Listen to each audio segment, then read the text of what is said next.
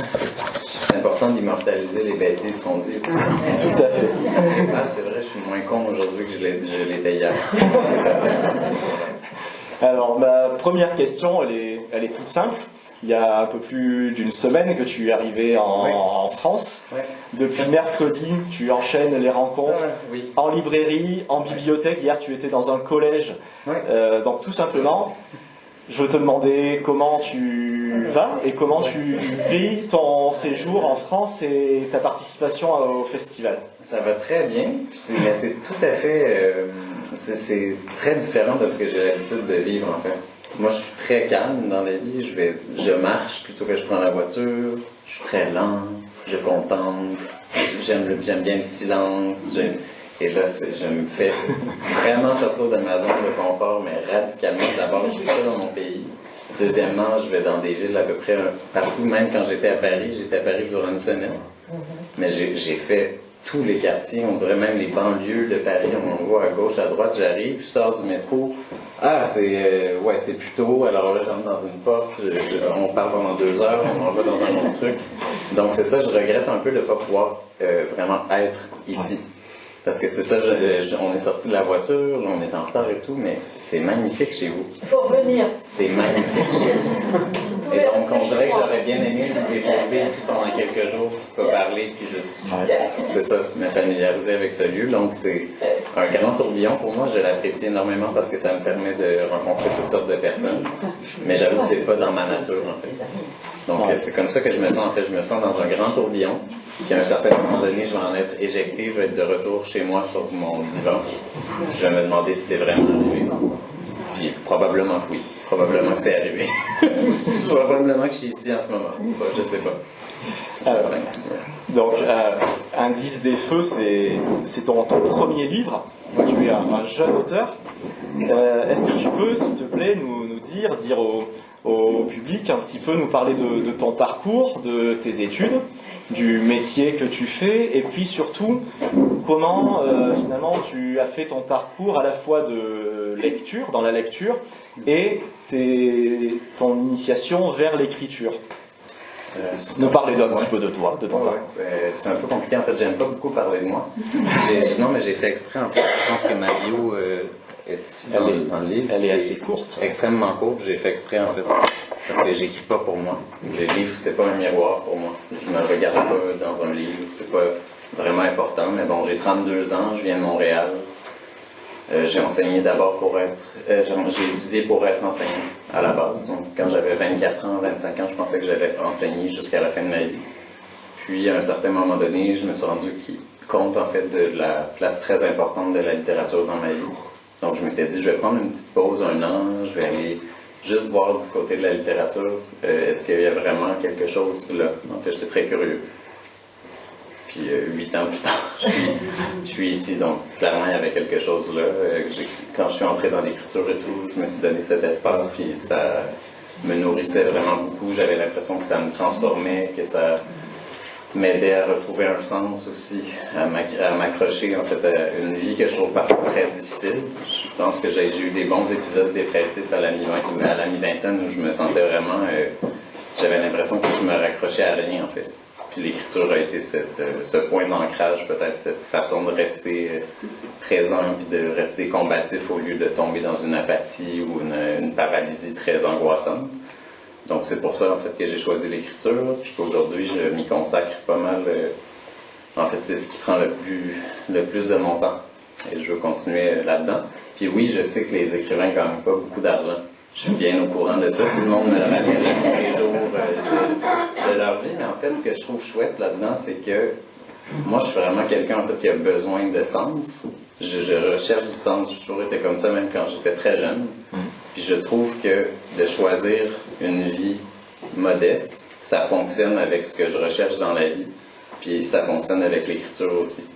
Fait que si je suis capable de toujours garder quelque chose de modeste, ben ça va me garder à ma place. Puis je vais toujours avoir le temps d'aller marcher, de voir Pujol, au lieu de passer à travers.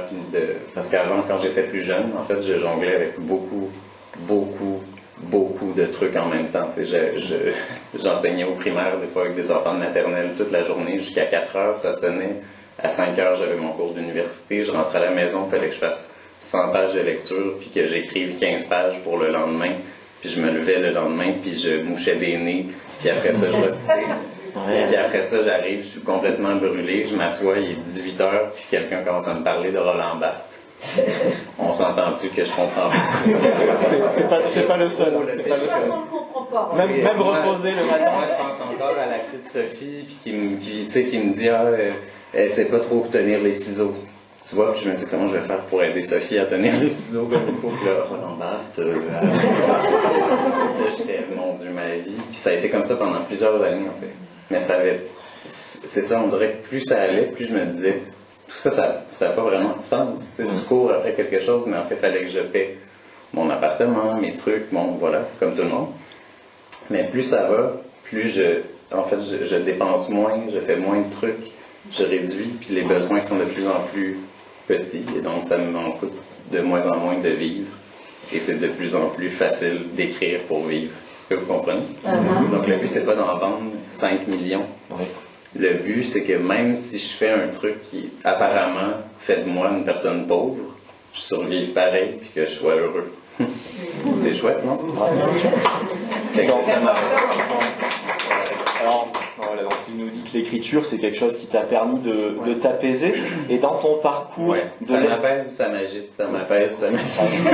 Et dans ton parcours dans ton parcours de lecteur, est-ce qu'il y a des livres qui là aussi t'ont marqué, t'ont fortement influencé, qui t'ont donné envie soit d'écrire, soit qui t'ont donné peur d'écrire, parce que quand parfois on lit des livres extraordinaires, ça peut impressionner. Dans ton parcours de lecteur, quels sont les livres qui ont été importants? Quels sont les livres qui n'ont pas été importants? Est-ce que vous êtes d'accord? Vous écrivez aussi? Oui. Donc, quels sont les livres qui n'ont pas été importants? Pour moi, ça me fait rire, en fait, quand les gens répondent autre chose que ça, en fait, parce que tous les livres nous enseignent quelque chose. Puis des fois, ça peut être contre-exemple, exemple, inspiration, revue. Bref, je pense que tout ce que j'ai lu dans ma vie m'a inspiré, mais c'est sûr que j'ai peut-être quelques influences, mais je ne veux pas trop limiter. Je pourrais passer la journée là-dessus. Disons, Haruki Murakami, vous connaissez, le japonais Haruki Murakami. Oui. Kafka sur le rivage, La balade de l'impossible, Chronique de l'oiseau à ressort. C'est fou, ça n'a pas de bon sens. C'est génial. Raymond Carver, j'adore. Alice Munro, incroyable. Je pourrais continuer toute la journée, en fait. Mais j'aime bien lire des trucs aussi qui n'ont rien à voir avec ce que j'écris. Très varié. Fait que généralement, je lis pas beaucoup trop proche de mon champ de travail pour pas essayer d'aller chercher des trucs. Mais j'ai lu L'Arbre monde de Richard Powers après avoir écrit mon livre. Je me suis dit, mon Dieu, s'il y a des gens qui ne l'ont pas lu, tu peux le présenter. On va en parler. S'il y a des gens qui ne l'ont pas lu, vraiment, je vous le recommande avec énormément de force. Ça, c'est un bijou, c'est un truc incroyable, c'est génial. Donc, ça, c'est mon plus récent. Je dirais même pas coup de cœur, en fait, c'est vraiment plus que ça. C'est un truc immense. C'est énorme. Absolument. Voilà. Puis c'est aussi très complexe.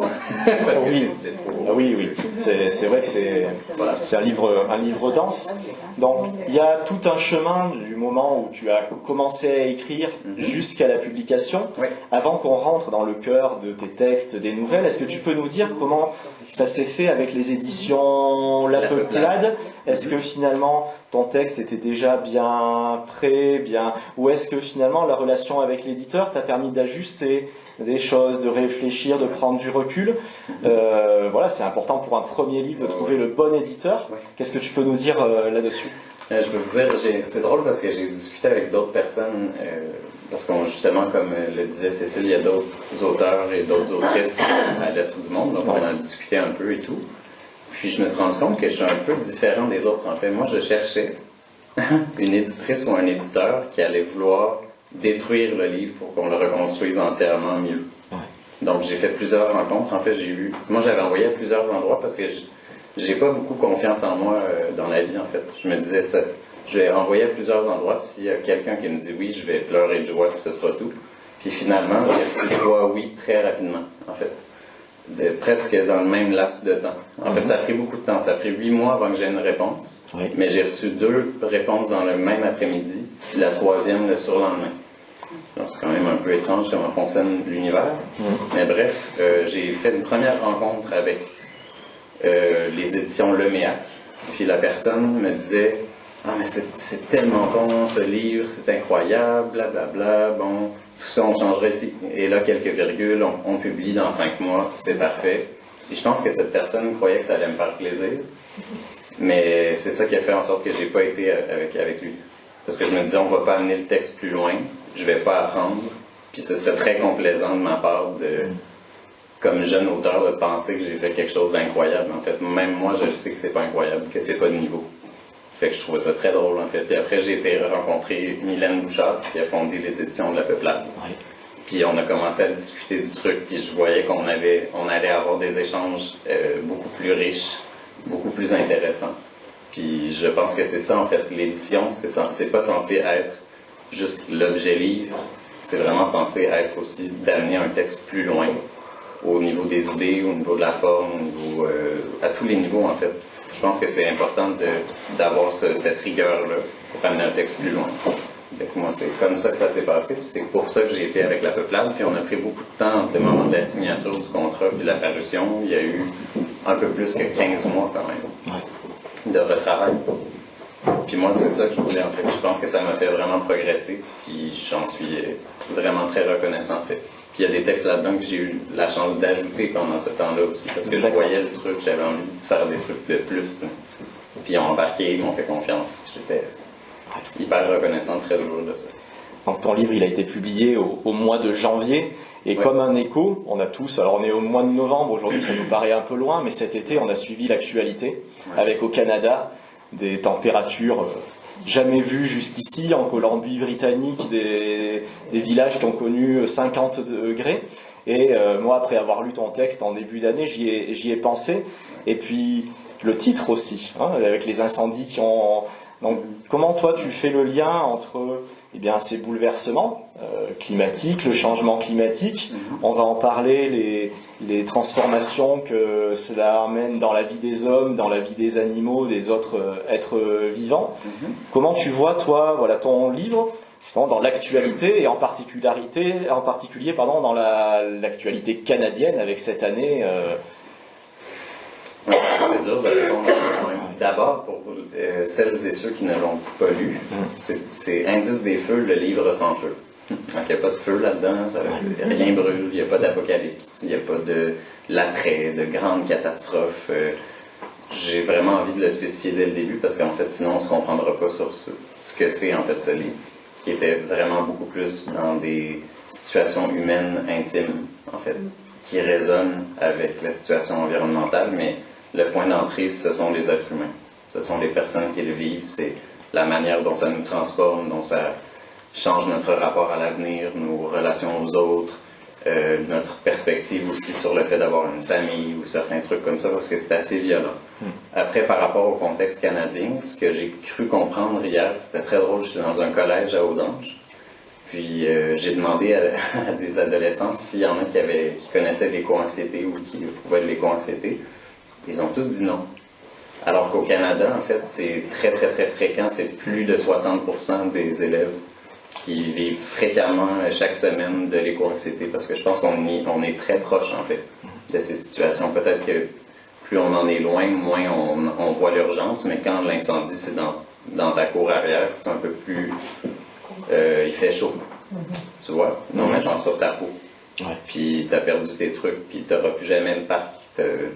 Chez toi, ça n'existe plus.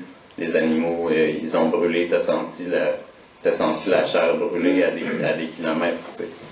Fait que c'était assez différent. Puis au Canada, on l'a en plein visage. C'est extrêmement violent. Et puis, je pense que ça transforme, en fait, ce rapport-là. Je pensais pas, en fait, qu'il y aurait cette différence fondamentale entre la manière dont nous, on le vit, ce truc, et vous. Mais au fond, c'est drôle parce que j'aurais dû y penser.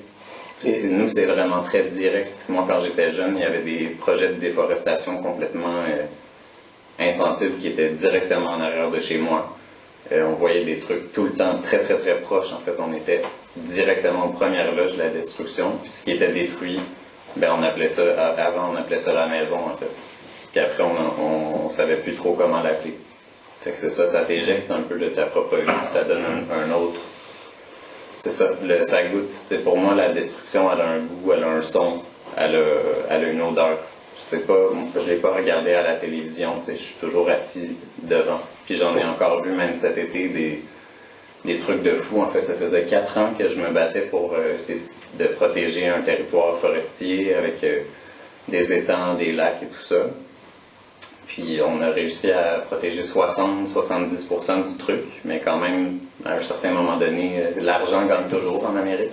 C'est comme ça, c'est pas qu'en Amérique. Très simple. Puis ils sont rentrés avec les gros camions et tout, ils ont remblayé des étangs. Écoute, des affaires de fou, là.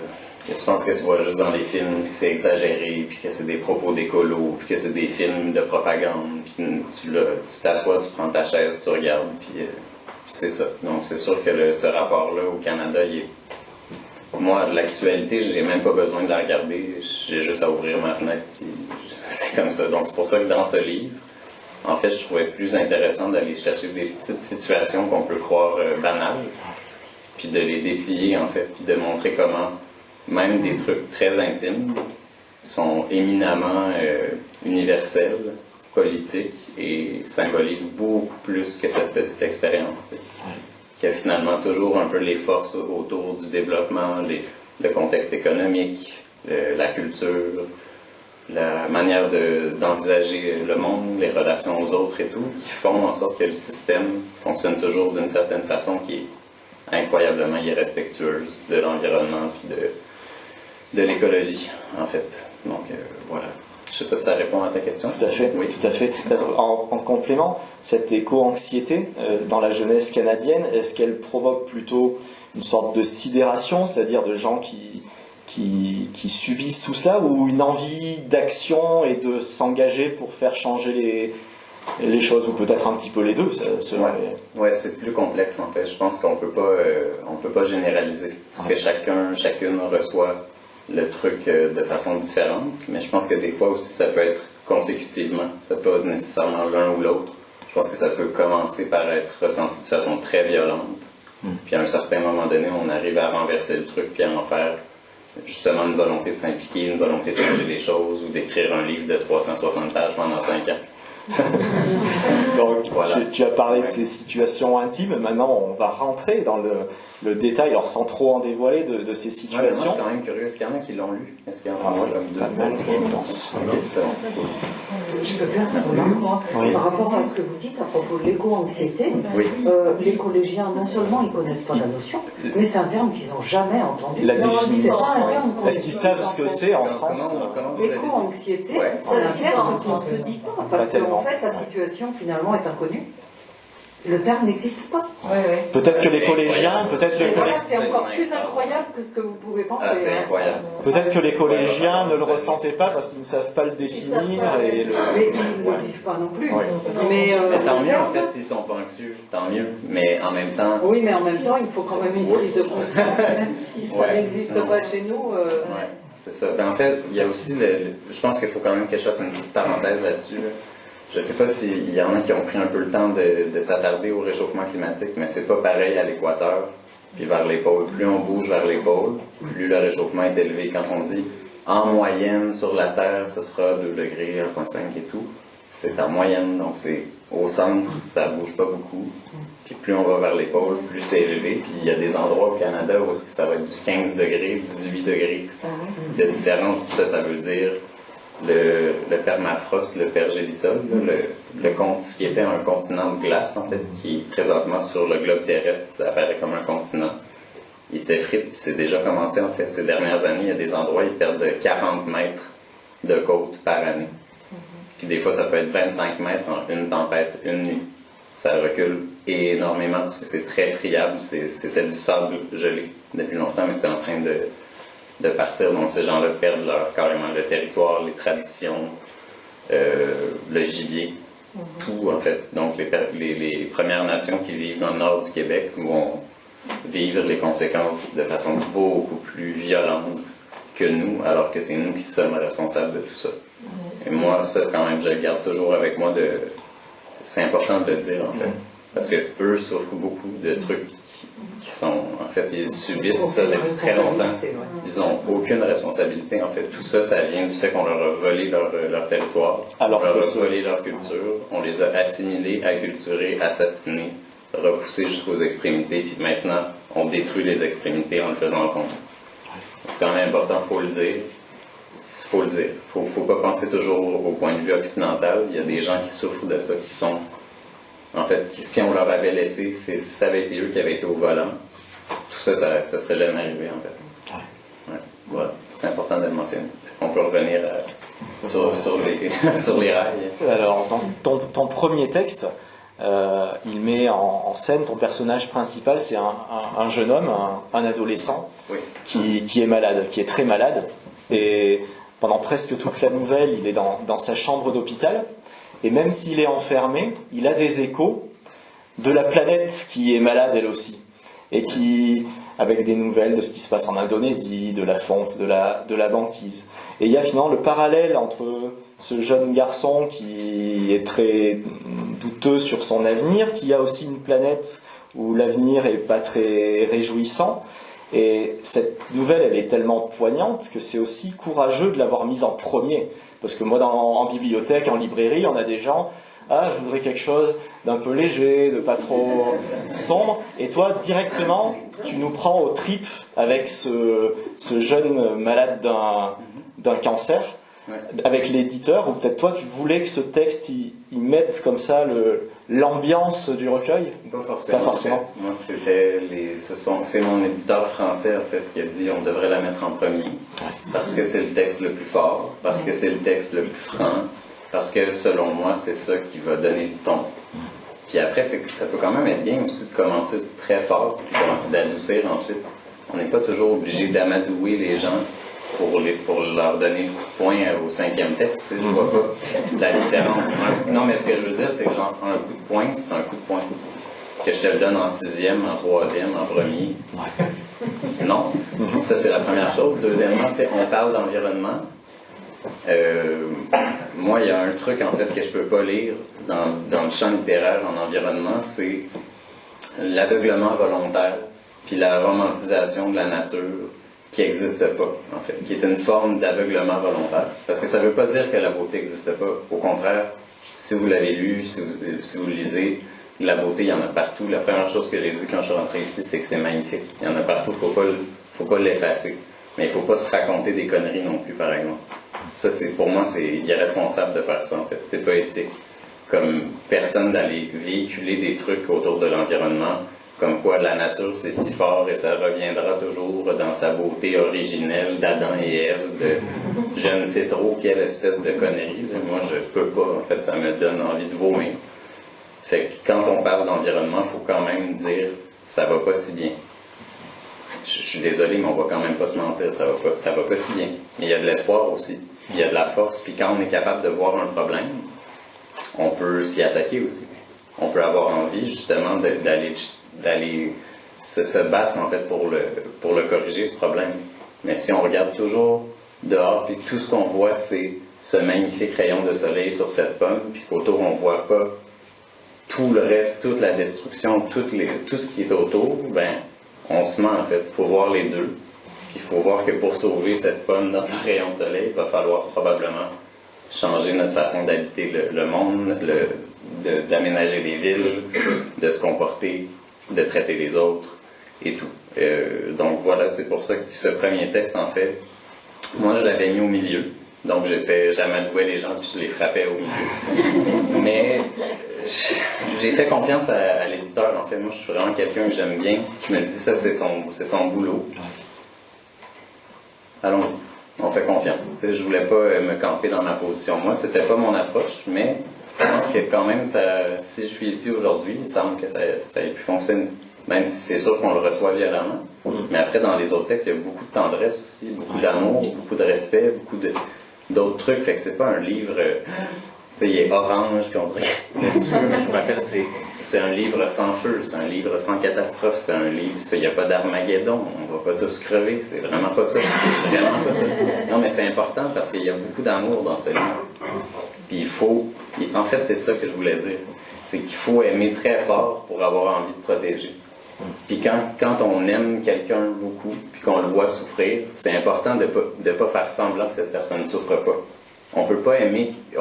C'est pas aimer quelqu'un, en fait, de faire semblant qu'il n'a pas perdu un bras à la guerre, tu sais. On dit, ben non, il est encore là ton bras, mais oui, mais, tu sais, je l'ai laissé dans l'océan, je me suis fait bouffer par un requin. Pas de problème, arrête de te plaindre, tout va bien, tu sais, je trouve ça bizarre, en fait. Aimer aussi, c'est cette empathie, puis c'est être capable de voir la douleur. C'est correct, la douleur, ça fait partie de l'expérience humaine. C'est pas un scandale. Mourir, c'est pas un scandale. C'est pas censé être si pire que ça. Tout le monde ici va mourir. On va mourir, qu'est-ce que je te dis? C'est très occidental, en fait, de voir ça comme la fin du monde, le cataclysme, une mort individuelle. Mais après, on peut vraiment aimer cette personne. Puis, c'est ça, dans ce livre aussi, l'environnement lui-même est un personnage toujours. Il y a toujours le milieu, il y a toujours les animaux, les végétaux, tout le monde est là, on est là tous ensemble. C'est pas que des relations humaines aussi, c'est des relations dans un grand système. Donc, c'est ce que je voulais véhiculer, en fait, parce que d'accepter la douleur, de la voir chez l'autre, c'est l'aimer assez pour être capable de dire, on va faire ça ensemble, on va se soigner ensemble. On ne peut pas faire semblant qu'on a pas mal, ça donne rien. La douleur, elle s'en va pas comme ça. Voilà. Aujourd'hui, pour des raisons liées à la crise écologique, il y a de nombreux jeunes qui disent ne pas vouloir d'enfants, qui ont peur pour eux, dans le monde dans lequel ils pourraient vivre. Et dans ta deuxième nouvelle, il y a un couple qui, lui, prend cette décision, qui se projette finalement dans l'idée d'avoir un enfant. Et à côté de ce choix qui est très intime, qui est très personnel, qui est le plus personnel des choix, il y a des préoccupations globales qui viennent perturber leur changement de vie. Alors tu parlais de l'intervention du naturel. Ici, c'est la façon dont les baleines et la disparition des baleines va venir finalement faire écho au choix de ce couple d'accueillir un bébé. Ouais, c'est un enjeu assez actuel, puis ça me perturbe en fait. Parce que c'est ça, comme je vous ai dit, j'ai commencé en étant beaucoup en pédagogie pendant longtemps. J'enseignais à des enfants très jeunes. Et donc, j'ai toujours voulu avoir des enfants.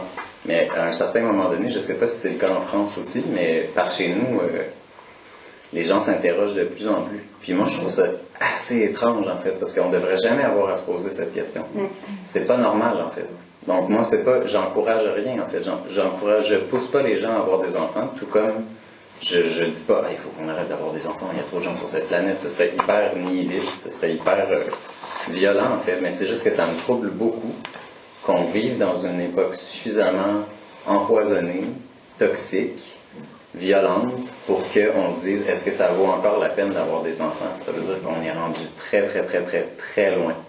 Puis dans ce contexte, c'est vraiment ça, en fait, c'est tout le contexte social, politique qui entoure l'environnement, parce qu'en fait, le phénomène qui est décrit là-dedans, c'est arrivé pour vrai au Québec. Donc, c'était il y a 4 ans, durant un été. Il y a eu beaucoup, beaucoup d'incidents impliquant des baleines noires, qui étaient les baleines noires étaient celles qui étaient pêchées au 18e et au 19e siècle pour leur graisse. On prenait la graisse pour faire de l'huile, puis allumer. Nous, on appelle ça des lampadaires, là, mais est-ce que vous dites ça? L'éclairage public. Bon, l'éclairage public fonctionnait à l'huile de baleine, en fait. Ouais. Donc, ils les ont pratiquement exterminés. À un certain moment donné, ils se sont rendus compte qu'il y en avait nettement moins, genre 98% moins qu'avant. Puis là, on essaie depuis longtemps de protéger ces animaux. Il y a des aires de protection. Sauf que c'est ça, les aires de protection, c'est très humain de prendre une carte géographique puis de tracer un grand cercle et de dire « c'est ici ». Parce que les animaux, des fois, ils s'en vont là-bas parce que ça leur dit « qu'est-ce que tu veux que... » C'est quoi un cercle sur une carte pour une baleine? Fait que, bref, il y a un été où ils sont sortis du grand cercle de protection magique. Puis en fait, il y a eu énormément d'incidents là-dessus. Et donc, notamment un incident impliquant une baleine nommée Couplet, en fait. Donc, elle avait été nommée comme ça dans les années 90 par un institut au Massachusetts. Puis Couplet, c'était une baleine très fertile. Puis elle avait été un peu érigée en modèle de fertilité, en fait. C'est le titre de la nouvelle. L'espoir de retour, en fait, de cette espèce, parce qu'elle avait beaucoup de baleineaux pendant des années, donc c'était Couplet, puis elle s'est fait frapper par un bateau en 2017. Puis moi, ça m'avait complètement bouleversé, en fait. Puis ça m'obsédait. Puis là, ensuite, j'ai vu que ça résonnait quand même pas mal au point de vue sensible entre justement cette idée de est-ce qu'on est encore dans un monde où on peut engendrer et ce symbole de fertilité animale qui se fait frapper par un bateau. Donc je trouvais qu'il y avait vraiment un parallèle là-dessus, puis après vous découvrirez comment ça se tresse dans la nouvelle et tout, mais je trouvais qu'il y avait vraiment une belle résonance là-dessus. En tout cas, vous avez un élément de compréhension du titre de cette deuxième... C'est un vrai animal. Ouais. Donc il y a la disparition des animaux eux-mêmes, et puis il y a la disparition de leur habitat. Ouais. Et finalement, le thème qui traverse ton recueil, c'est tout ce qui est en train de disparaître. Et la troisième nouvelle, elle met en scène un personnage qui lui aussi a perdu sa maison suite à une séparation. Donc il erre un petit peu, plus ou moins ivre, et très ivre. Très ivre. C'est un personnage complètement bourré qui sort du bar. Et face à lui, il y a un autre animal. Oui, il y aura une rencontre. Voilà, une rencontre. Comme ça, pour pas divulgacher. Voilà. Une rencontre. Il y a une rencontre étonnante entre cet homme complètement bourré et un élément du monde sauvage très inattendu, en fait. Dans le quotidien, en fait, dans un endroit très, très ordinaire. Un peu comme si j'ouvrais la fenêtre puis qu'il y avait un grizzly qui sautait par la fenêtre. Mais c'est pas ça, c'est pas si spectaculaire, mais c'est quelque chose en plus qui est ancré dans les faits. Ça, c'est quand même important. Tu parles dans la première nouvelle de villages de Sibérie qui voient débarquer des ours polaires qui ont besoin de manger. Et vous savez, ça, en Sibérie, ils ont des problèmes. Ils se font défoncer leur maison par les ours polaires. Parce que les ours polaires n'ont plus rien à chasser. Parce qu'en fait, il fallait qu'ils s'avancent sur la glace pour les ramasser les phoques. Il n'y a plus de glace, il n'y a plus de phoques. Où est la nourriture? Et dans ton garde-manger, ils ont un excellent odorat. Alors, ça donne... c'est fou quand même. Ça, on peut se perdre en fait pendant des heures à regarder les articles sur les problèmes d'ours polaires en Sibérie. C'est pas une fois, là, c'est des centaines de fois. Là. C'est fou. Il y a du monde qui se font carrément blessés, assassinés par des ours là, parce qu'ils n'ont plus rien à manger. Donc moi, ça me dépasse complètement en fait. Dans le livre, il y a toutes sortes de trucs comme ça, mais qui montrent un peu les relations, comment ça modifie les relations en fait. Le réchauffement climatique transforme le comportement animal, mais aussi transforme notre propre relation au monde animal, que pendant longtemps on avait repoussé. On dit les animaux, c'est pas dans les villes, c'est là-bas. Tout d'un coup, il arrive toutes sortes de choses en fait qui reviennent en dehors du cercle qu'on a tracé sur la carte. Et ça nous travaille, hein, ça change, en tout cas moi ça change mon regard, ça change ma perspective, ça m'interroge en fait sur qu'est-ce que c'est le monde sauvage, est-ce qu'on a vraiment une emprise comme être humain sur quoi que ce soit en fait? À quel point est-ce qu'on est impuissant? Beaucoup plus qu'on pense. Je pense que les êtres humains pensent qu'ils peuvent contrôler tout ça, puis on l'a étudié. Là. Je suis pas très prétentieux, parce que finalement, cet animal, il parle pas ta langue, il sait pas t'es qui, puis il est certainement pas allé au bureau d'information savoir s'il pouvait tourner à gauche ou à droite dans la ruelle. C'est un animal. Et on apprend c'est tellement niaiseux, mais on y pense pas, en fait. C'est tellement con. Mais on se dit, mais non, les animaux, c'est pas dans les villes. Mais là, de temps en temps, il y a un ours polaire à la fenêtre. Qu'est-ce que tu veux que je te dise? Fait que, voilà. Alors, ta quatrième nouvelle, moi c'est celle personnellement que je préfère. Elle met en scène un personnage, Louis, qui m'a beaucoup fait penser, je ne sais pas si toi tu as pu l'associer, à Alexander McCandless, qui est le héros qui a inspiré le film Into the Wild, avec un jeune homme qui est brillant, qui appartient à une famille qui lui veut qu'il fasse de grandes études, il est très curieux, il est très humble, et finalement, c'est raconté par son frère, il va ne pas suivre le chemin qu'on attend pour lui, et il va dériver pour peut-être sortir de la trajectoire qu'on avait tracée. Est-ce que c'est inspiré de quelqu'un que tu connais? Comment cette nouvelle, ce personnage de Louis, comment tu l'as pensé, construit?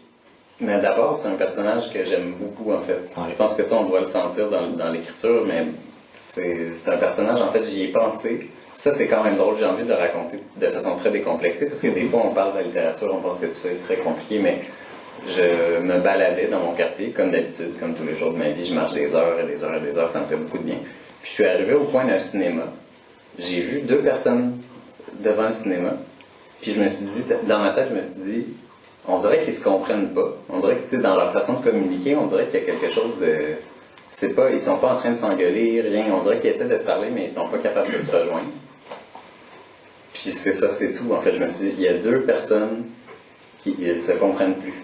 Puis j'ai construit toute la nouvelle autour de ça. Ce sont 2 frères, un plus vieux, un plus jeune, qui s'aiment énormément. Le plus vieux a presque élevé le plus jeune.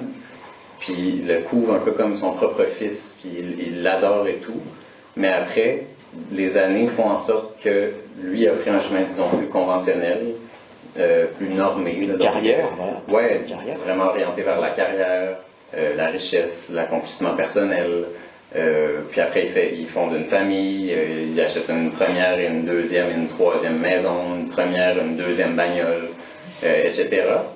Et le plus jeune, lui, semblait s'en aller à peu près dans la même direction, mais c'est ça, à un certain moment donné, il explore. Et donc le narrateur, qui est le plus vieux, observe cette vie avec une sorte d'incapacité à comprendre, en fait, comment ça se fait qu'il se comporte comme ça, comment ça se fait qu'il emprunte ce mode de vie.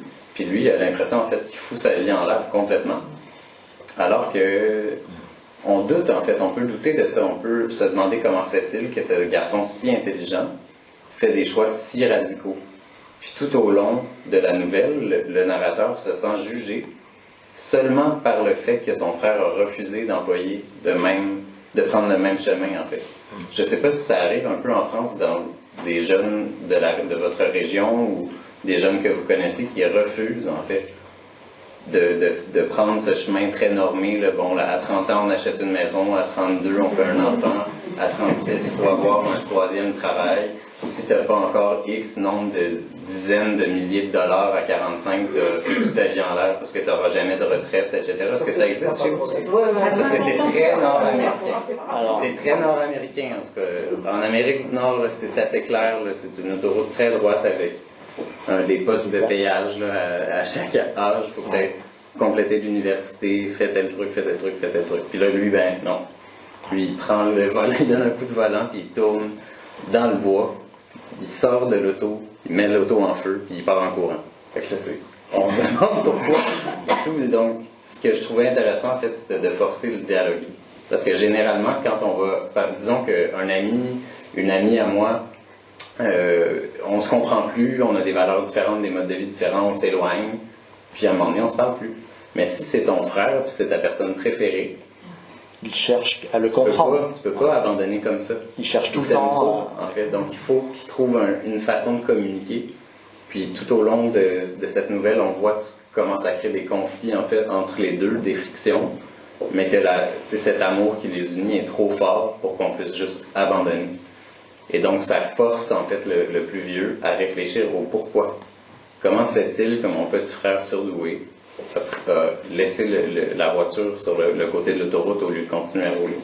Donc lui-même, ça le force à s'interroger sur ses propres choix. Moi, ça, je trouvais ça plus intéressant, en fait. Je trouvais que c'était bien, puis il semble que les gens aussi répondent bien à cette nouvelle, ça les touche beaucoup. Puis des fois, c'est intériorisé, en fait. Tu m'as demandé, est-ce que tu pensais à quelqu'un en particulier? Puis des fois, c'est carrément moi et moi. Parce que je me dis, il y a un côté de moi j'ai grandi dans un milieu plus conventionnel, puis après, j'ai d'autres idées qui sont plus radicales, puis j'essaie toujours d'équilibrer, en fait, d'aller ni d'un côté ni de l'autre. Mais c'est ça, c'est un dialogue intérieur. Puis là, c'était chouette parce que pendant que j'écrivais, je pouvais m'engueuler avec moi-même. C'était chouette, en fait. J'étais comme, je me pardonne. C'est un peu le même que c'était. Voilà, c'est tout. Gémeaux, ascendant Gémeaux.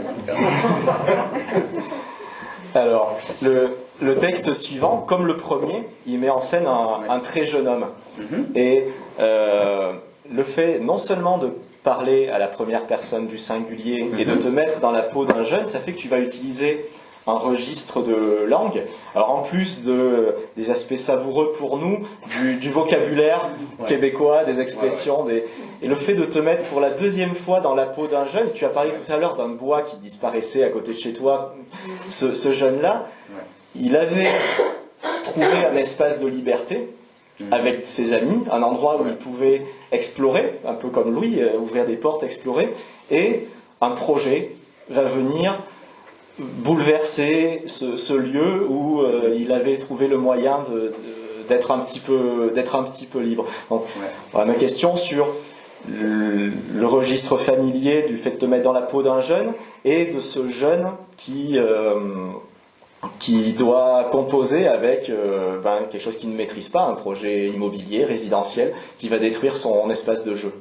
Ouais, ben en fait, le choix de la langue est moins lié à l'âge, en fait, que je sais pas comment expliquer, mais en fait, je vais faire une tentative d'explication quand même. Moi, je viens du Québec. On parle pas toujours comme je parle en ce moment.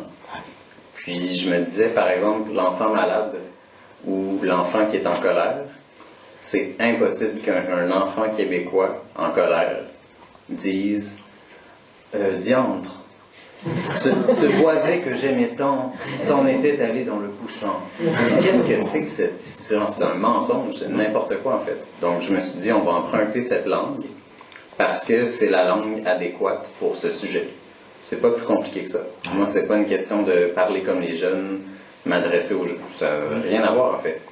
Ça a tout à voir avec un degré d'urgence dans la langue.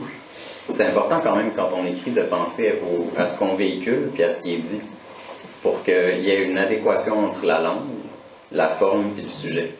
C'est hyper important parce qu'au fond, si la première nouvelle, disons, je l'avais écrite dans un français plus soutenu, qui en passant je suis parfaitement capable de le faire, c'est vraiment un choix. En fait, il y a des nouvelles qui sont écrites, disons, de façon plus standard, d'autres plus familières, d'autres carrément, on appelle ça le joual québécois, la langue québécoise. Puis c'est un choix. Puis c'est dans cette adéquation. Le premier texte, c'est plus comme un long cri. C'est un cri, ça vient du corps, ça vient de qui tu es au plus profond de ton identité. Puis quand tu es au bord de la mort, tu n'as pas le temps de t'empêtrer dans des grandes phrases alambiquées, puis de faire de la poésie. C'est pas ça. Puis en fait, il y a beaucoup de poésie dans ce cri brutal. Donc ça renverse un peu les attentes et tout. Puis peut-être que pour le public français, c'est plus... ça vous amuse en fait, mais c'est plus brut. Pour moi, c'est plus brut, c'est plus proche d'une expérience réelle, incarnée. Puis dans les deux cas, je veux pas en fait divulgacher cette nouvelle, mais le petit garçon et son boisé ont une relation très particulière. Puis le fait que ce soit altéré, c'est vécu comme une violence vraiment personnelle. Donc, il y a une colère, il y a une indignation et tout. Donc, de la même façon, à ce moment-là, il y a peut-être un relâchement dans la langue parce que c'est ça, au Québec, quand on se frappe sur un doigt avec un marteau, on dit tabarnak. On dit pas oh, aïe aïe ouille.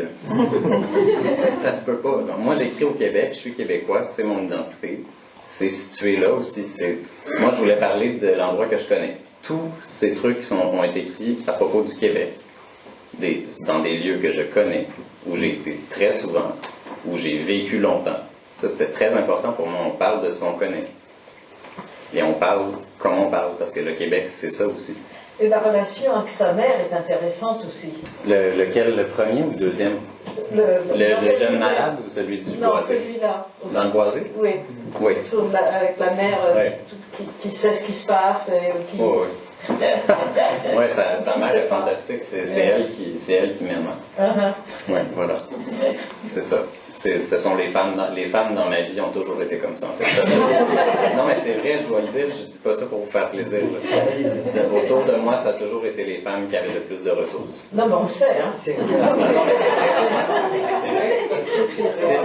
Si quelque chose était brisé, disons quelque chose était brisé à la maison, c'est ma mère qui le réparait. C'est ma mère qui passait la tondeuse, c'est ma mère qui changeait le pneu.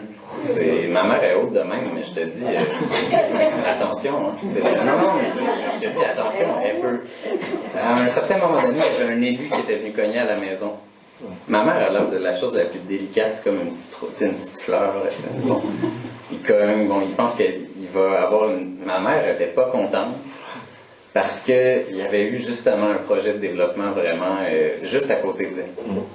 Elle te l'a reviré, le monsieur il était haut comme ça. Il perdait 1 pouce par minute à peu près. Je te dis, non, mais elle est ancrée, hein. C'est important pour moi, en fait, d'avoir ce genre de personnage-là aussi. Puis c'est pas forcément quelqu'un qui parle beaucoup dans la nouvelle, Mais on sent bien que il n'y a pas beaucoup de jeu, hein? Tu vas pas la pousser, elle est bien enfoncée dans le sol, fait que c'est ça. Donc, c'est pour ça que j'ai fait ce personnage. Comme tu parles de femme de caractère, dans la nouvelle suivante, il y en a une. Oui. Une femme qui est Angèle, donc une militante écologiste. Vous avez hâte de la rencontrer, Angèle, là, c'est quelqu'un, ça. Voilà, dans la 6e nouvelle, une militante écologiste qui s'est déjà battue, je vous en dévoile pas plus, et elle aussi, elle est confrontée à une disparition. Il y a toujours ce thème de ce qui est en train de disparaître, une disparition. Alors là, assez soudaine, et cette disparition, elle fait écho à ce qu'une autre femme avait décrit dans les années 60, Rachel Carlson, qui avait écrit Printemps silencieux. Ouais. Et déjà... je suis content que tu aies relevé ça, c'est chouette. Déjà, il y a le nombre d'oiseaux. Il est brillant, hein. Non, mais quand même, une main d'applaudissement, non? Parce que c'est pas dans le texte. C'est pas dans le texte, mais c'est dans ma recherche. Alors quand même, je veux dire, c'est 10 sur 10. Solide. Ok, vas-y. Excuse-moi, je suis bien. Pour les anglophones, c'était Silent Spring. Hein, et elle constatait chaque année, elle faisait des relevés très précis, que les populations d'oiseaux, alors déjà à cause de la pollution, des pesticides, des destructions d'habitats, étaient en train de lentement décliner. Dans ta nouvelle, c'est plus brutal. Il y a finalement un matin où elle se lève et où ça la choque. Qu'est-ce que tu veux nous dire sur cette femme? Je peux le dire quand même. Donc, Angèle, c'est la tante de mon amie Claudine. Angèle existe. D'accord. Ça, c'est cool quand même. C'est le seul personnage là-dedans qui existe vraiment. J'avais même pas envie de changer son nom, en fait. Puis elle est dans les remerciements à la fin. Donc, Angèle, en fait, je l'ai rencontrée, puis elle m'a raconté une anecdote très simple, mais qui m'a fasciné. Ça me donne des frissons, en fait. Cette personne, j'ai été chez elle, j'ai vu son terrain, je sais que c'est vrai, c'est pas un mythe, là. Elle reçoit tous les jours des centaines et des centaines et des centaines d'oiseaux.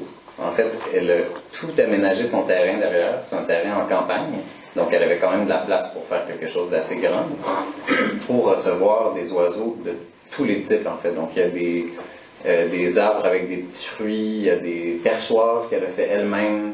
À un certain point, je le raconte dans le livre, mais elle avait défoncé un carreau de sa grange par exprès. Parce que les hirondelles, pendant longtemps, s'installaient dans les vieilles granges, rentraient soit par les craques ou par les trous dans les carreaux. Et c'était donc adapté au monde des humains et tout. Puis nous, là, les nouvelles granges sont très belles, tout ça, mais les hirondelles se demandent quoi faire avec ça. Angèle avait balancé une roche dans le carreau en haut pour que les hirondelles rentrent. Donc c'est vraiment quelqu'un qui va loin, en fait. Elle est prête à tout pour défendre les oiseaux, en fait. Elle les porte très près de son cœur. C'est vraiment quelqu'un elle ferait tout, en fait, pour les animaux du territoire qu'elle habite, incluant les oiseaux. Puis son anecdote, en fait, c'est qu'elle s'est levée un matin, puis elle s'est fait son thé, comme d'habitude. Puis c'était justement comme en ce moment. Le silence. Puis c'est resté comme ça pendant 3 mois. Mais elle, c'est des centaines chaque jour, chaque heure de la journée jusqu'au coucher. Ça n'arrête jamais. Donc c'était une disparition totale. Après, elle a appelé tous les voisins. Il n'y en avait plus un. Puis à la fin, je ne veux pas vous dire comment ça se termine, mais il y a quelque chose qui vient créer une sorte de confusion totale. Puis moi, ça m'a donné un vertige. Puis je me suis dit, il faut que je porte cette histoire. Puis après, j'ai pratiqué beaucoup de choses, parce que c'est ça, la littérature aussi, c'est réorganisé et tout. Mais cette anecdote existait vraiment. Puis Angèle, c'est une personne qui était très militante, en fait. Mais ce que je voulais montrer, c'est que sa posture militante, c'est juste une forme d'amour, en fait. C'est quelqu'un qui est extrêmement attaché à son territoire, à la terre familiale dont elle a hérité, qui est dans sa famille depuis très longtemps. Donc, quand on veut faire passer un pipeline en dessous, non. Ça va pas arriver, en fait. Donc, elle pourrait paraître très, très indignée, disons, elle parle très fort, tout ça. On peut se dire, ben là, c'est une colérique, c'est une hystérique, j'emploie le mot en guillemets, parce que on fait ça aux femmes qui parlent fort. Hein. On dit ça, c'est des hystériques juste pour les discréditer. Donc, c'est quelque chose qui a été fait très souvent avec cette personne. Mais dans le fond, non seulement elle avait raison, mais aussi sa colère, elle était belle. Hein. Il y en a des belles colères, il y en a des belles désobéissances aussi. Des fois, c'est correct de dire, c'est quoi, non? Non. Puis c'est quelqu'un qui est capable de bien dire non. Elle dit non pas mal plus fort que moi. Une chance, au fond. Puis elle a réussi à créer toutes sortes de mouvements dans son coin de pays, puis de résister en fait à des trucs énormes. C'est des projets de plusieurs millions. Donc habituellement, ta parole, elle a aucune force, mais justement, Angèle, c'est quelqu'un qui est vraiment... Elle en a dedans. C'est une belle colère, c'est une colère qui est finalement très amoureuse, qui est très belle. C'est une forme d'amour profond de défendre ceux qu'on aime. T'sais. Puis elle, ceux qu'on aime, ben, c'est le territoire, les animaux, les plantes, la fertilité du sol. Pour elle, c'est la même chose qu'un être humain. Il n'y a pas de différence pour elle entre les deux. Puis moi, je trouve ça beau, en fait, d'être capable d'aller aussi loin pour ça. C'est beau. Non? Oui, bien sûr. Tu as eu une journée hyper riche, tu es arrivé de manière précipitée. Je ne sais pas si tu as eu le temps de voir devant la maison du jouet rustique. Probablement pas, non. Devant la maison du jouet rustique, on a un arbre qui est magnifique. Oui, avec les... Voilà. Un plaque minier avec des kakis qui est une des attractions du village. Et ta dernière nouvelle, c'est l'histoire d'un grand-père qui lui aussi est attaché à un arbre. Un arbre en particulier. Voilà, un arbre en particulier, qui en prend soin. Ouais. Et là, il y a une des phrases qui pour moi est représentative de ton recueil, de l'idée de prendre soin. Il y a ce grand-père qui prend soin de l'arbre, et en même temps, il y a le petit-fils qui lui prend soin du grand-père. Et c'est finalement, et c'est aussi le livre que j'ai voulu t'offrir, cette idée de relation, de rapport au vivant. On a l'impression que le soin entre les êtres, humains ou non, il est au cœur de ton écriture, de ta sensibilité, et que finalement, cette relation de soin, c'est ce qu'il faut protéger, et la dernière chose qu'il faut empêcher de disparaître. Oui, exactement. En fait, ça fait partie, entre autres, des choses que j'essaie de travailler dans ce livre. C'est cette idée très simple, en fait, qu'il faut arrêter de dire on va sauver le monde, on va sauver la planète, mais de dire on va préserver et soigner la relation, en fait, qu'on a aux choses. Parce qu'on ne peut pas abîmer quelqu'un qu'on aime. C'est simple, hein? C'est super simple. Mais si on aime un territoire bien, qu'on le connaît, qu'on y va des centaines de fois par année, puis on l'a vu à toutes les saisons, puis on sait où est-ce que l'eau coule quand il pleut, puis où est-ce que la neige s'accumule, où elle s'accumule pas, puis tel endroit qui commence à s'épuiser un peu, puis on le connaît, là, c'est quelqu'un qu'on connaît. Parce que moi, je parle toujours, en fait, des lieux où je vais, comme de quelqu'un, justement, j'essaie d'avoir ce type de relation. On ne peut pas agir comme les êtres humains agissent en ce moment avec la planète si on l'aime bien. Puis ce que j'aime de cette idée, c'est qu'elle est extrêmement simple. N'importe qui peut comprendre ça. Je pense que moi, ma mère ne me l'a jamais dit dans ces mots-là.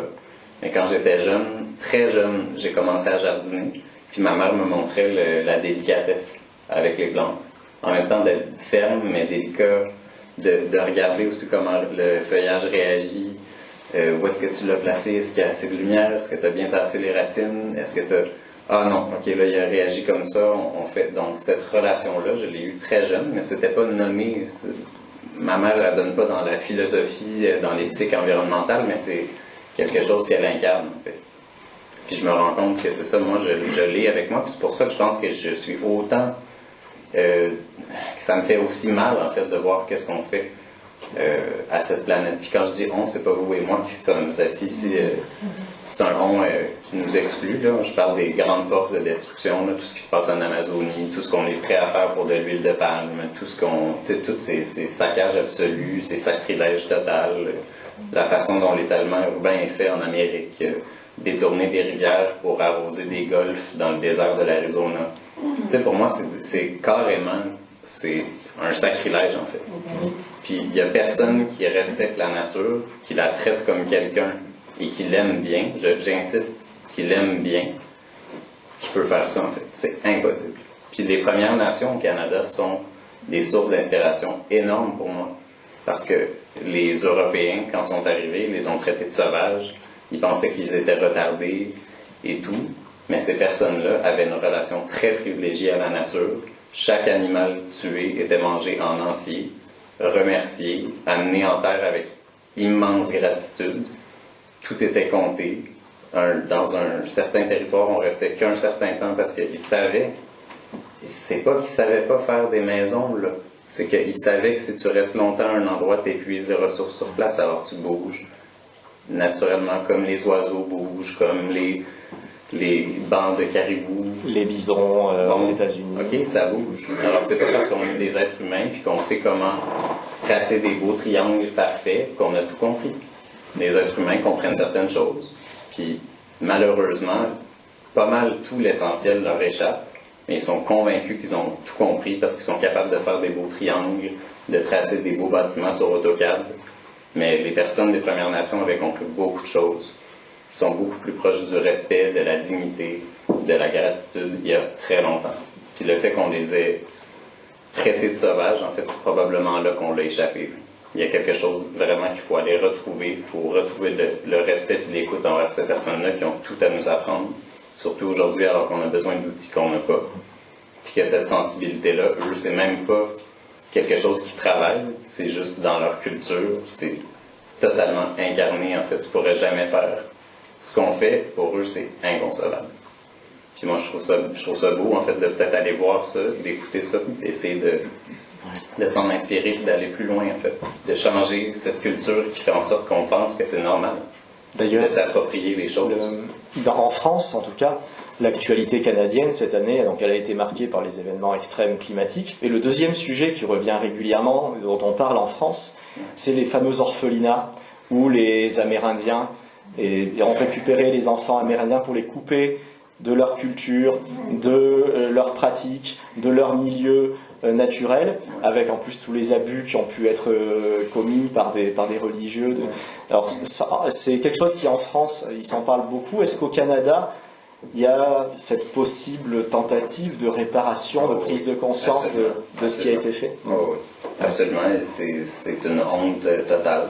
Puis je pense qu'il faut habiter cette honte. Et des corps qui sont découverts. On va juste dire j'ai honte, puis s'en défaire, il faut la porter, en fait.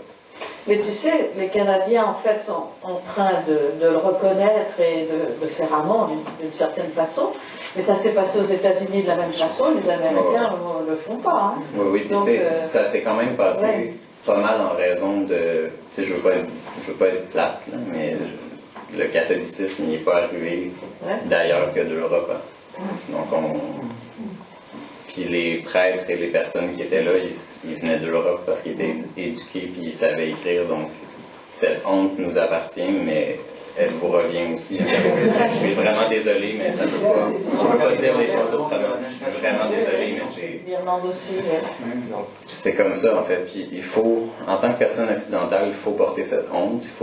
Il faut la garder puis se dire, c'est vrai, en fait. C'est pas juste de tous les jours on se frappe sur la tête, c'est vraiment pas ça. C'est pas ce que j'essaie de dire, porter cette honte. C'est juste de se rappeler d'où on vient, puis de pas se comporter de la même façon que nos ancêtres. C'est-à-dire de dire, nous on a compris, nous on est bien éduqués dans des belles universités, nous on comprend. On vous apporte le progrès. Le progrès c'est quoi? La foresterie, les pipelines, l'huile de palme, l'agriculture, la monoculture. Hey, oui, ok, là, ça fait longtemps, le colonialisme, ça fait longtemps. Mais le colonialisme, ça a différentes formes aussi. Hein. Puis ça vient avec une arrogance, en fait. Puis une grande prétention qu'on a compris. Voyez-vous, le progrès avec un P majuscule. Vous viendrez voir, ça donne quoi le progrès. Moi, je vais vous montrer ça donne quoi le progrès. Au Canada, on l'a, comme je vous ai dit, en plein visage. Ça ne ressemble pas au mot progrès, je peux vous garantir ça.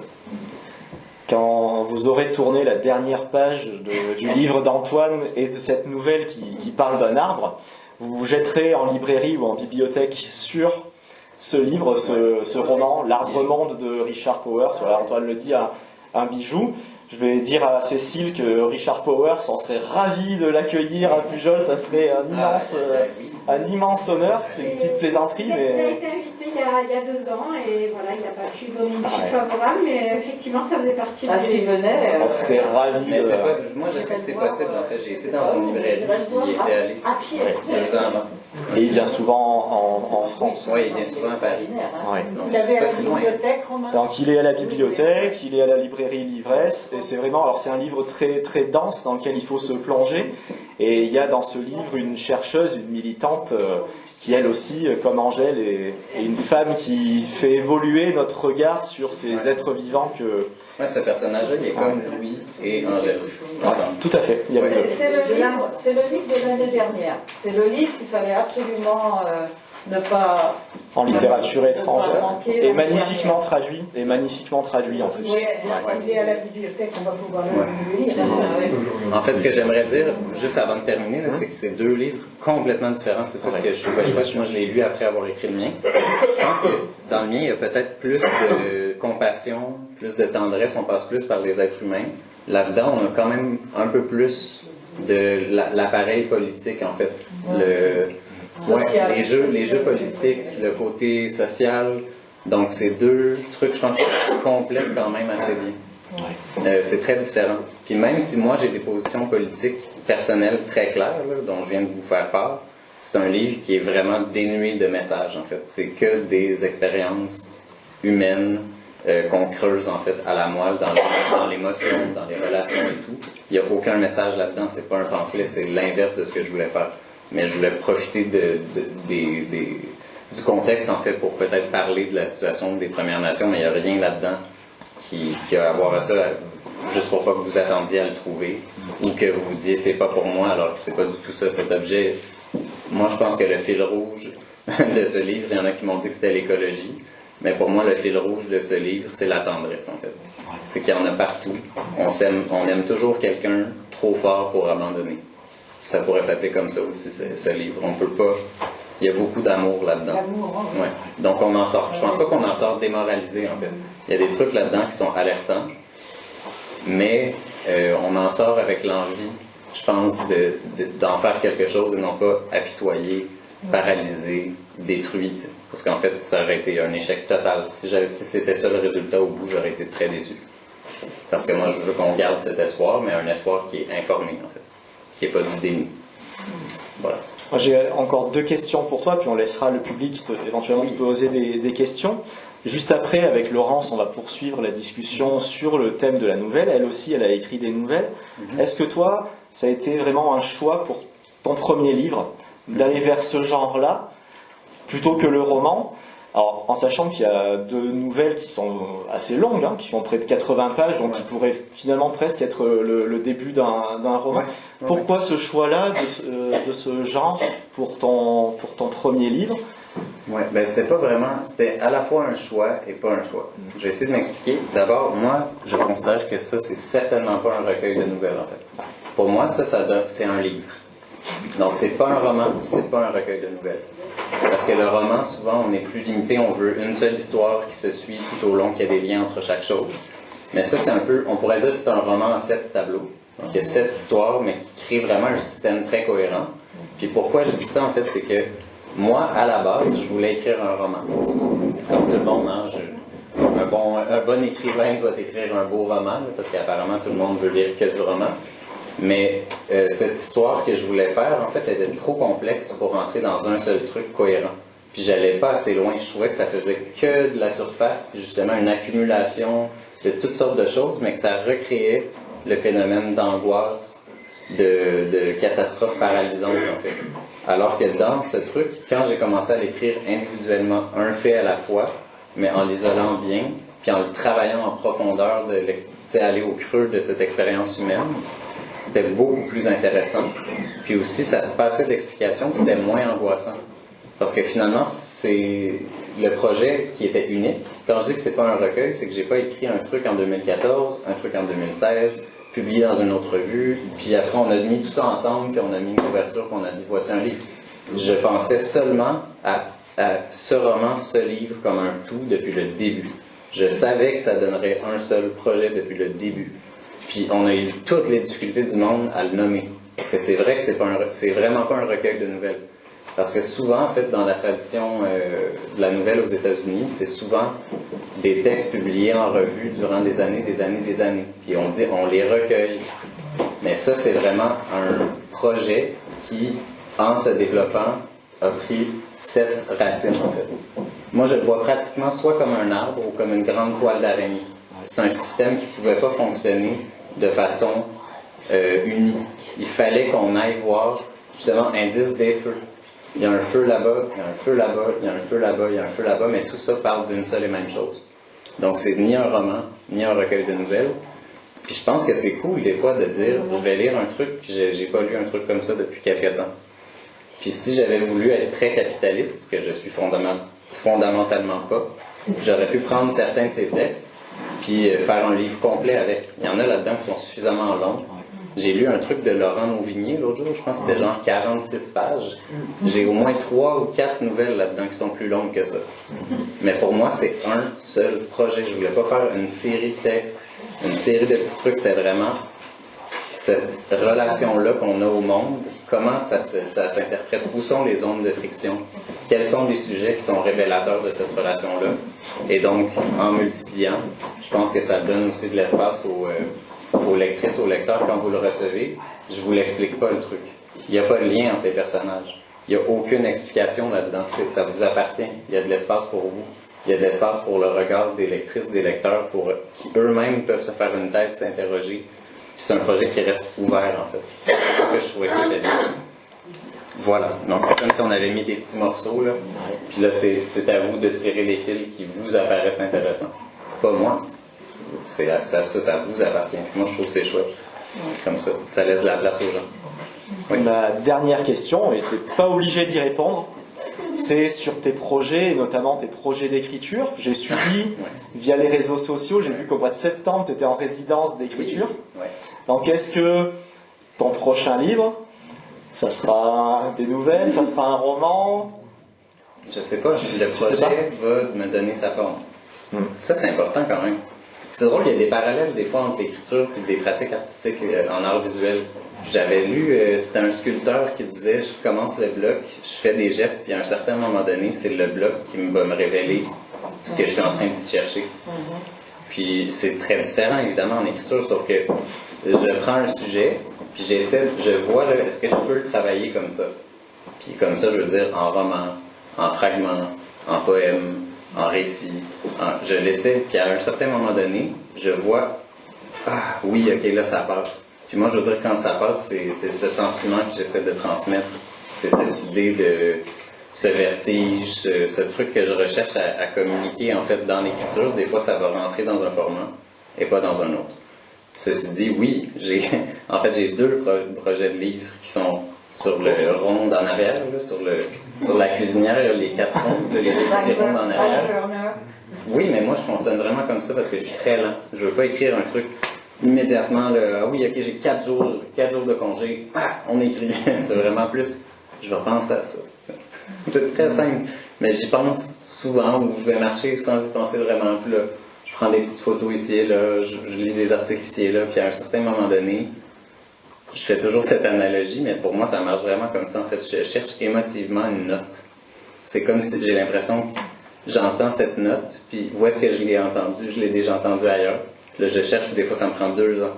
Je me dis, ah oui, c'est vrai, ça sonne pareil. Alors là, je suis vraiment que je capote, puis là, je veux vraiment écrire tout de suite, puis ça se passe très vite, mais ça peut être très long. Puis présentement, je réfléchis à l'érosion côtière. Donc, au Canada, on perd beaucoup de côtes, en fait, au bord de l'océan, qui sont grugées parce qu'on n'a plus de glace. L'hiver, on avait de la glace, donc les vagues ne se rendaient pas au bord, et donc il n'y avait pas vraiment d'érosion. Puis plus ça va, moins on a de glace, plus les vagues frappent, puis plus les gens perdent leur domicile. Puis ce sont souvent de très petits villages. C'est comme, en fait, imaginez ici que, je sais pas moi, la montagne est affaissée de moitié. Tu sais, ici, tout est autour de la montagne, mais là-bas, tout est autour de la mer, puis des côtes, puis tout est articulé comme ça, mais là, ils sont en train de le perdre, donc ils perdent leur village, leurs souvenirs aussi, leur identité, tout ça. Donc je m'interroge vraiment là-dessus, mais je sais pas, est-ce que ce sera au bout une nouvelle, 2 nouvelles, un récit, de la poésie, un roman, je sais pas, j'ai pas encore réussi à le mettre dans quelque chose où je me suis dit, ah, ok, oui, là ça passe, tu sais. Je sais pas. Fait que j'ai fait mes recherches, j'ai été au bord de la mer pendant 1 mois, en fait. Fait que ça fait longtemps que j'ai pas été chez moi. Tu avais mis des photos magnifiques d'ailleurs, de lumière, de coucher de soleil. C'est ça. Fait que oui, j'ai ce projet-là. Puis j'en ai un autre, mais celui-là, j'en parle même pas parce que ça ressemble à rien, en fait. C'est comme c'est une émotion pratiquement. En tout cas, on a hâte, moi j'ai hâte de lire ton prochain livre. Est-ce que vous avez dans le public alors des gens soit qui ont lu, soit qui n'ont pas encore lu, des questions pour Antoine? Moi, C'est c'est pas, intimidant, non? c'est pas une question, c'est simplement merci d'être venu, parce que quand j'ai su que vous alliez venir, j'avais lu votre livre il y a quelques mois, et j'avais été vraiment impressionnée, et j'avais dit à Romain, j'ai dit, écoute, ça c'est super ce bouquin, c'est vraiment extraordinaire. Alors, tu dois en avoir assez quand on te parle de ton âge, mais c'est que tu es né en 1989, donc tu es un très jeune auteur. Ouais. Et Romain me dit, mais il vient à Pujol. Bon, c'était difficile à croire, parce que c'était tout d'un coup. C'était dur à croire pour moi aussi. Non, mais pouvez-vous imaginer, c'est incroyable, c'est chouette. Oui, par rapport à la jeunesse, par contre, ça c'est drôle, parce que hier soir, j'en discutais à souper, c'est drôle, j'ai eu ce privilège, j'étais assis avec Nancy Houston hier, au souper. J'ai discuté avec elle, puis on a parlé en fait les vieilles âmes, tu sais, les personnes qui naissent vieilles. Puis moi, j'avais une vision très complexe de l'univers à peu près à 5 ans. Que j'avais résolu ça, j'avais été voir ma mère, j'avais dit, bon, d'abord, quand on meurt, on dort pas. Parce que ma mère me disait, moi je posais toujours la question, où est-ce qu'on va quand on meurt, où est-ce qu'on va quand on meurt, bon, cette obsession absolue très jeune. Puis j'avais résolu le truc. J'ai dit, on peut pas aller dormir puis il fait noir. On n'a pas de corps, donc on ne peut pas percevoir les couleurs. Puis on ne peut pas avoir de sensations non plus, parce qu'on n'a pas de corps et on n'existe plus. J'y ai pas demandé, j'ai dit, c'est ça. Je suis retourné me coucher. Fait que ça vous donne une idée. Oui, j'ai 32 ans, mais j'ai vraiment parfois l'impression d'avoir eu déjà 8 vies. Je sais pas comment expliquer, je dors pas beaucoup non plus la nuit, donc je réfléchis beaucoup. Je sais pas. On peut pas avoir un autre âge que le sien. J'ai bel et bien 32 ans. Mais en réalité, je me sens vraiment pas comme quelqu'un de 32 ans. J'ai encore une autre question. Oui. Vous êtes bilingue, vous pensez, vous parlez l'anglais et le français ou... Et en plus, je parle québécois. Oui. Vous êtes bilingue. Oui. Donc il y a des expressions quelquefois, parce que Dans l'écriture, vous voulez dire? Non, mais même j'ai des amis québécois, il y a des expressions anglaises qui arrivent, par exemple le back burner, I have something in the back burner, comme ça. Ça vous arrive de passer d'une langue à l'autre, même dans votre... Surtout du français au québécois. Surtout ces 2 semaines-ci, je suis constamment dans ma branche français standard. J'essaie vraiment de faire de mon mieux. Donc vous êtes trilingue en fait, vous êtes québécois, français, et vous parlez aussi anglais. Oui. D'accord. Je parlais espagnol avant, mais je l'ai perdu. Ça fait trop longtemps que je ne l'ai pas utilisé. Et on va préciser pour les gens, à la fin, il y a un lexique. Alors ça c'est l'éditeur, j'imagine, qui a voulu faire un lexique pour expliquer les expressions québécoises. C'est très difficile, c'est dur d'expliquer des trucs parce que c'est tellement des choses simples des fois que c'est presque inexprimable parce que c'est tellement des petites choses, c'est dur, hein? Plus c'est simple, plus c'est dur à définir. Donc c'était très drôle. Mais oui, surtout l'accent, en fait, l'accent avec lequel les gens le lisent, ça me fait beaucoup rire. Mais il n'y a que la première nouvelle qui est vraiment plutôt joual québécois. Par la suite, je pense que vous allez être d'accord avec moi, on est vraiment proche d'un français standard, en fait. C'est très facile à comprendre, je pense pas que vous allez être si perdu que ça. Peut-être la première un peu, mais laissez-vous aller à l'oreille, en fait. Allez-y à l'oreille, parce que souvent, le québécois a cette charge d'énergie, en fait. Comme certaines langues, je sais en Asie, par exemple, qui dépendent beaucoup de l'intonation, de l'énergie, de la façon qu'on frappe le son. Le québécois a beaucoup ça. Des fois, le mot, il veut pas dire grand-chose, mais tu comprends parfaitement ce qu'il veut dire parce qu'il frappe. Il y a 2 T, ou il y a un R, il y a cette charge, donc vous pouvez essayer de le lire à voix haute. Puis des fois, ça vous donne vraiment... ça vous le donne, en fait, vous comprenez tout de suite, même si le mot, il vous revient. Vous l'avez jamais vu, mais sinon, il y a le lexique à la fin. Mais acharnez-vous pas à y retourner. Moi, je vous conseillerais vraiment de le lire, de vous laisser aller, de vous dire, c'est pas grave, on comprend pas tout, mais je reçois cette émotion, je reçois cette charge, ce souffle. Ouais, c'est ça. Voilà. Alors, merci beaucoup. Avant, oui, vous pouvez l'applaudir. Bravo. On va bientôt enchaîner, on va faire une petite pause, l'échange avec Laurence, mais surtout profiter de la présence d'Antoine pour un petit moment de dédicace si vous le souhaitez. À nouveau un grand merci au Festival Lettres du Monde, à la médiathèque départementale et à toi Antoine. Merci. Merci beaucoup. C'était génial. Bah écoute, avec plaisir. Je peux arrêter l'enregistreur. Ah oui, c'est vrai. Ah ben, elles sont dans la boîte. Elles sont dans la boîte.